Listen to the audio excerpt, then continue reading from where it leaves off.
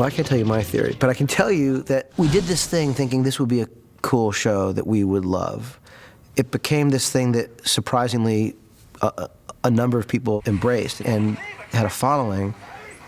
And the coolest thing is to see that people are not just thinking about it, but are, really smart about it and coming to these very interesting, often very complex conclusions about what may or may not be happening there.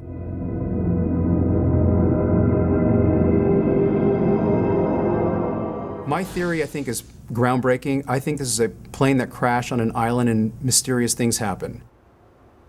I was thinking of aliens, dinosaurs. No, what is this? What is this? An invisible electrical monster crashing down the bushes? It's all part of a dream inside a duck's brain. It's definitely military oriented, and then it goes kind of metaphysical after that.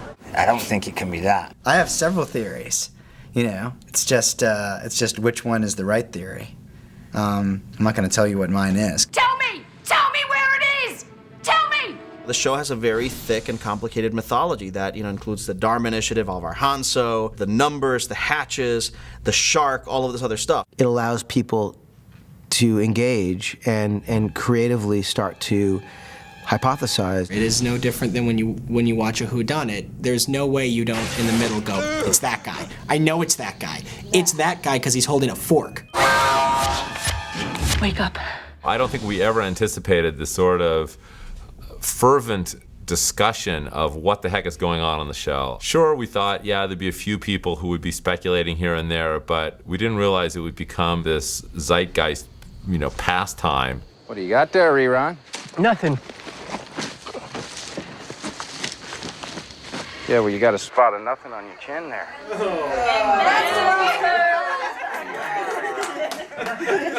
I have been known to beat down friends' doors if I couldn't get to watch the episode. I'm completely dependent on other people to watch the episodes as they happen, because I don't have cable. There's a whole core group of fans that have formed around the Fuselage, which is a lost posting board fan community that formed very shortly after the show began to air. For show night, we have a thread, it's called the Watching Live thread, and in that particular episode board where people, if they're watching the show, will sit there and talk back and forth as the show is going on. It's crazy. I mean, people put more time into the theories of the show than we actually put into plotting the show. We're talking with Megan. Hi there, Megan. Hi, how you doing? Good. We're taking phone calls this afternoon as we recap. Last night was a rerun. Numbers.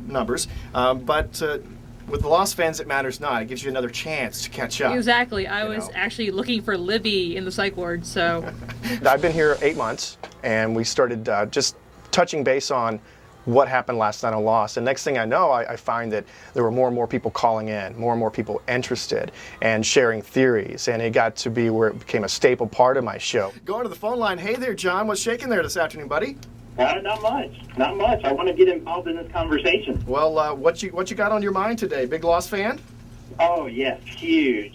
Even last night's rerun, I still caught things that I, missed the first time. The Lost Notebook is one place where people can come and kind of find the evidence to what may or may not be going on in the show and come up with their own theories. Where are you going? You're not the only one who didn't find what they were looking for.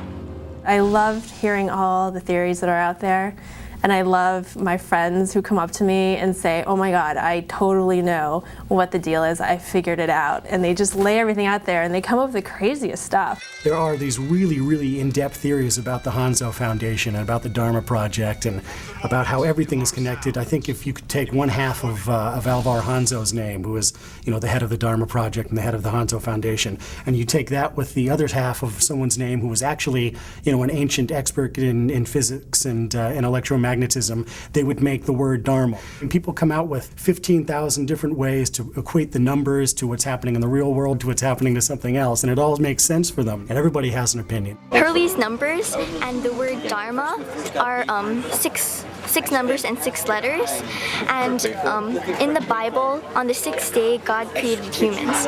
My theory is that they're not watching, are they? It's a giant turtle. I always loved this old Twilight Zone where all this stuff was going on. And at the end of the Twilight Zone, you pulled back and you realized that everything that was going on was inside a drop of water in somebody else's world. The strangest theory we've come across was actually a theory we had ourselves, which is at one time we were going to have all of our characters come through the island and realize that they're in Disney's California Adventure. And it is a giant turtle that is floating in the ocean, and they are all on top of it. And it is only a matter of time before they figure that out. All I do is guess at home just like everybody else. I have no clue. No one gives me any privy information, you know, and I'm glad for it, like I said, so I don't have to lie. I'm a terrible liar. My personal opinion about what's going on the island is that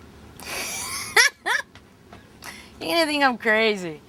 All right. In the very beginning, all the actors, whenever we sat around, we would discuss the theories and who, you know, whose ever version, whatever they read on the internet. I mean, we would go through lists of theories. There was a theory that the little boy, Malcolm David Kelly, who's a fine actor, had crash landed on an island on his own and was so bored that he started smoking bananas and he tripped out and imagined the entire show, which I think is good. But it doesn't make sense because that would mean that he'd be imagining like the producers and the SAG Awards, and I don't think a 9-year-old boy can imagine SAG Awards. My favorite was the one where there was no crash, and the crash was kind of like put together as a set, kind of, and we were implanted memories were given to us, and that's what all our flashbacks are. And so because the memories are implanted, that's why the same horse can show up on the island that Kate had in her past, because it's not a real past. It was put in her head somehow. There's so many unexplained things that occur. A lot of people think that it's the government's doing it. A lot of people think that it's Mother Nature acting up. I think it's both. My, geek fan theory that I subscribe to is the one that we are part of some sort of a conspiratorial experiment, that we have all been handpicked, put on a plane. The plane was sabotaged to crash, and that we were meant to survive. I think that human life and human casualty is just a given in this experiment, that our lives have no value. I mean, if you look at the characters in the show, almost all of us, if I'm not mistaken, really have no ties left at home. There's pretty much nobody who's looking for us, nobody who would care that we've gone missing. And so it's safe. It's safe to expose of human life in order to study human behavior. One thing I know for sure is once you settle with whatever that you need to settle, whether it's letting go of someone, forgiving yourself, or forgiving someone else, once you've sort of made mend with that, you get killed off. Michael? So having lots of conflict in your character is a good thing, which means it'll make your character live long. You know, numbers are interesting. Alchemy could have something to do with it too. I think they use a lot of alchemy in the show too. They hint at it. They hint at, stars and signs and masonry. A lot of that symbolism is in there. There was a huge appetite at one point to kind of figure out all of the mysteries of the show.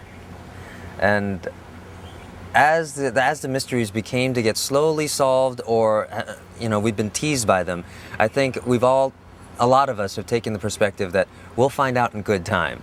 I'm really pretty patient about finding out what it's going to be, and for me it's just really looking one script at a time and incrementally finding out how the story is moving forward, and sort of my attention is more on a micro scale than thinking what is the big picture here. Things do happen for a reason, and there is this sort of force that's in play that connects all of our characters together, and it's all going to come together. We're going to see a lot of that, I think, going forward, which is really cool because it has been thought out. It's not just something that's being made up. There's something very cool going on at play.